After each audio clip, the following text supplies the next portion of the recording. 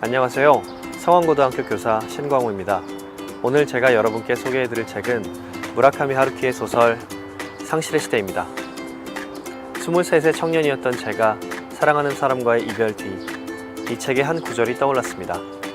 그때야 비로소 저는 작가가 무엇을 말하고 싶은지 알 수 있을 것 같았습니다.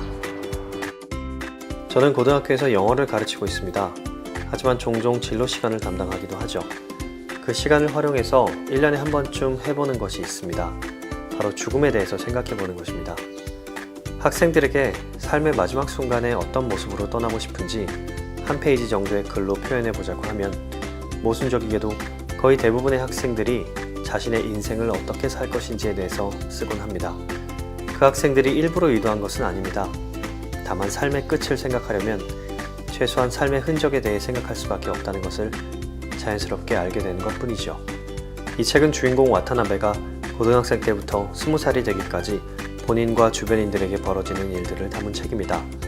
주인공을 포함한 등장인물들은 사랑을 하거나 사랑을 잃거나 병에 걸려서 이별하는 등 모두 나름의 아픔을 가지고 있습니다. 주인공은 자신의 삶을 묵묵히 견뎌내며 주변 사람들을 바라봅니다.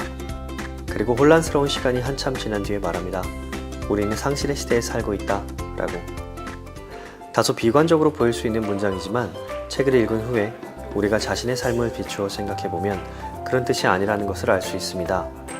친구, 선생님, 좋아하는 연예인, 물건, 심지어 건물까지도 우리가 마주하는 대부분의 것들은 삶에서 처음 만나는 것이 많습니다.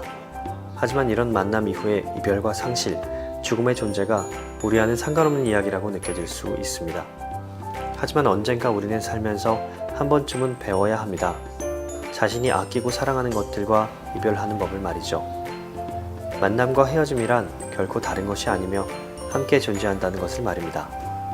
어쩌면 이 책이 정말 말하고 싶은 것은 상실과 이별이 아니라 삶 그 자체일 것입니다. 소년과 소녀의 시기에서 어른의 시기로 넘어가는 과정은 무척이나 혼란스러운 시간입니다. 하지만 이러한 혼란스러운 시기를 통해서 우리는 비로소 한 명의 성숙한 인간이 되어가는 것입니다.